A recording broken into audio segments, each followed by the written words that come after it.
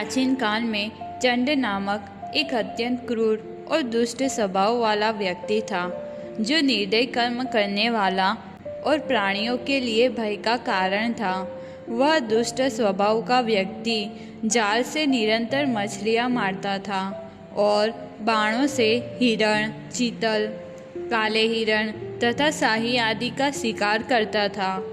दुष्ट स्वभाव वाला वह पापी व्यक्ति क्रोध में आकर कुछ पक्षियों को मार देता था और विशेष रूप से ब्राह्मणों को भी कष्ट पहुंचाता था। वह लालची शिकारी महान पापी और दुष्ट जनों का प्रिय था। उसकी पत्नी भी उसी प्रकार की अत्यंत भयावह स्वभाव वाली थी। इस प्रकार पापों में लिप्त रहते हुए उसका बहुत लंबा समय बीत गया। एक बार वह अत्यंत भूख और प्यास से पीड़ित होकर रात के समय हाथ में धनुष लेकर एक बिल्व वृक्ष पर चढ़ गया। वह जंगली सूअर को मारने के लिए एकाग्रचित होकर पलक झपकाए बिना सावधान अवस्था में बैठा हुआ था। माघ मास के कृष्ण पक्ष की चतुर्दशी को वह सूअर के मार्ग को देखने की इच्छा से उसने बिल्व वृक्ष के पत्तों को नीचे गिराने लगा।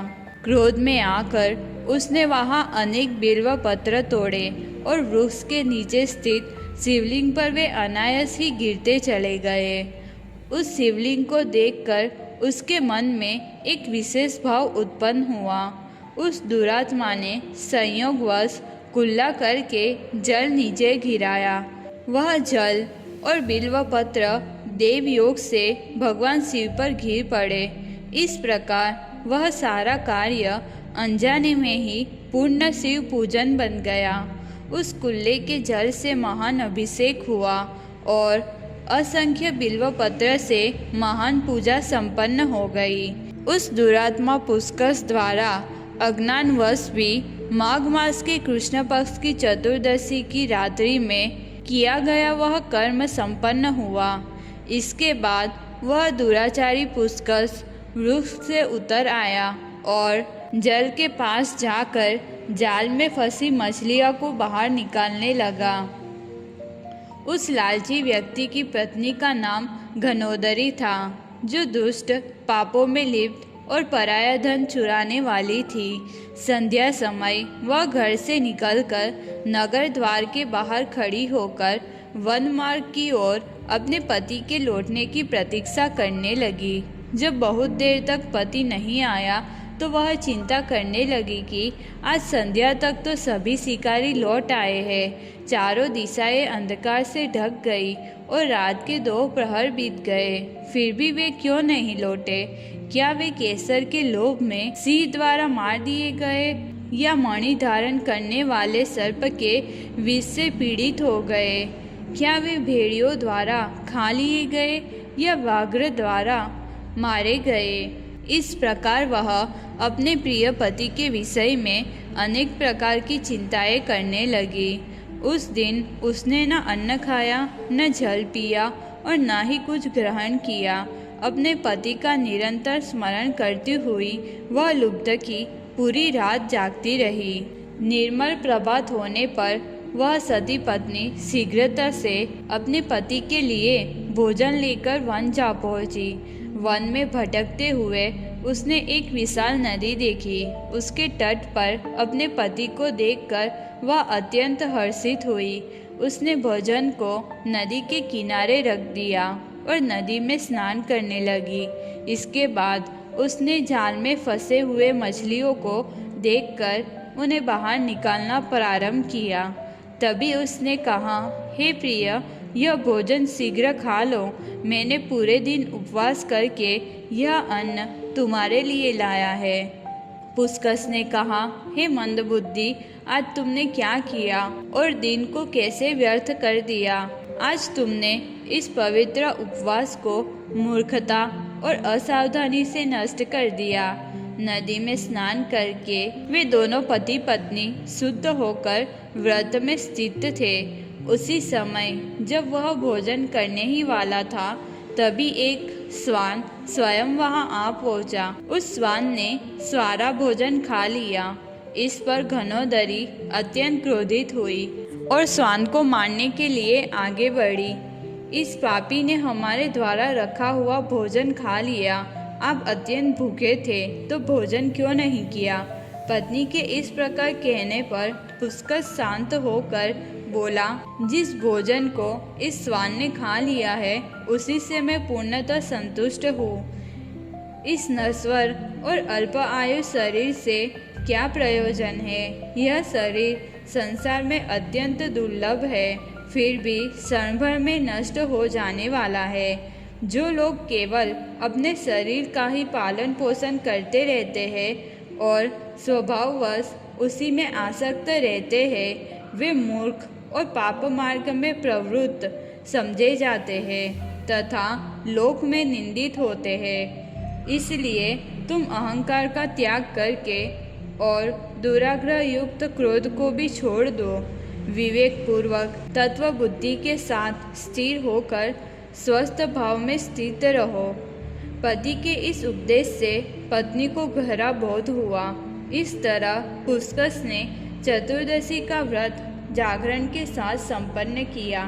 महाशिवरात्रि के दिन पूजा करने से अत्यंत अधिक फल मिलता है, उसमें कोई भी संशय नहीं है। उसी महाशिवरात्रि के संयोग से पुष्कस को परम ज्ञान की प्राप्ति हुई। उस रात्रि अमावस्या के अवसर पर वहाँ अनेक शिवगण उपस्थित हुए जो सभी शिव भक्ति में तत्पर थे। वहाँ अनेक दिव्य विमान भी आए। पुष्कस उन सभी विमानों और साथ आए शिवगणों को प्रत्यक्ष देखता है। तब पुष्कस ने अत्यंत भक्ति भाव से उनसे कहा, आप सभी रुद्राक्ष धारण करने वाले यहाँ किस कारण से एकत्र हुए हैं? कुछ दिव्य विमानों पर स्थित थे और कुछ वृषभ पर आरूढ़ थे। वे सभी स्फटिक मणि के समान उज्ज्वल थे और सभी के मस्तक पर चंद्रमा शोभायमान था। रुद्र के समान तेजस्वी दिव्य स्वरूप वाले थे। पुष्कस ने कहा, हे महान अनुभवों, आप यथार्थ रूप से अपने विषय में हमें बताइए। पुष्कस के इस प्रकार पूछने पर वे सभी पापों का नाश करने वाले शिवगण बोले, हम देवों के भी देव कमल नयन भगवान रुद्र के सेवक हैं।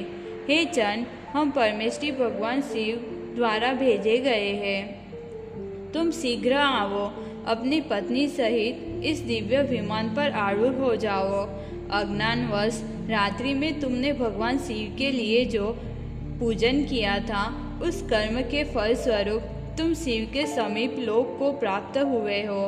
वीरभद्र द्वारा इस प्रकार कहे जाने पर पुष्कस ने प्रसन्न होकर अपनी बुद्धि के प्रसंग के अनुरूप उत्तर दिया। आज तक मेरे द्वारा कौन सा ऐसा पुण्य किया गया है, जबकि मैं हिंसा करने वाला, शिकार में रत और दुरात्मा पुष्कस हूँ। मैं तो सदा पापाचार में लिप्त रहा हूँ, फिर मैं स्वर्ग को कैसे प्राप्त कर सकता हूँ? अज्ञानवश जो कर्म मेरे द्वारा किया गया है वह कैसे पुण्य बन गया, यह मुझे बताइए। इस विषय में मुझे अत्यंत कौतूहल उत्पन्न हो गया है। इसलिए हे महाभाग, मैं आपसे यथार्थ रूप से पूछता हूँ, कृपया समस्त बात विधिपूर्वक मुझे बताइए।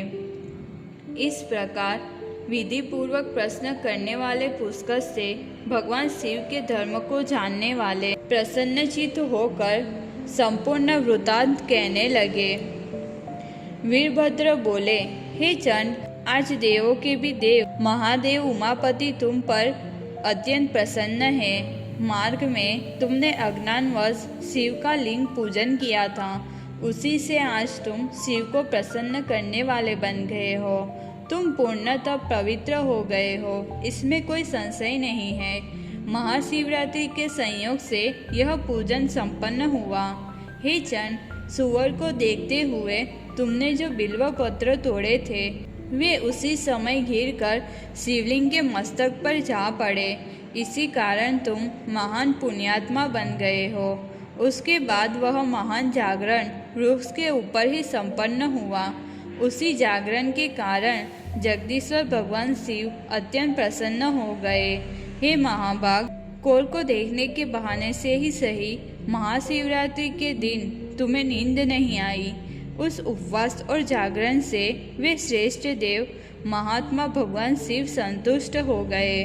तुम पर प्रसन्न होकर वह महान अनुभव, सबको वर देने वाले महेश्वर तुम्हें समस्त फल प्रदान कर रहे हैं। इस प्रकार बुद्धिमान वीरभद्र के वचन सुनकर सब लोगों के देखते देखते पुष्कर भी श्रेष्ठ दिव्य विमान पर आरूढ़ हो गया। इस प्रकार उस कर्म के प्रभाव से वह चंड शिव के समीप जा पहुंचा। महाशिवरात्रि के व्रत उपवास के कारण उसने परम पद को प्राप्त किया। इस प्रकार पापी दुराचार पुष्कर सदा शिव को प्राप्त हो गया। तो फिर जो श्रद्धा से युक्त होकर परमात्मा भगवान शिव की उपासना करते हैं, उनका फल क्या होगा?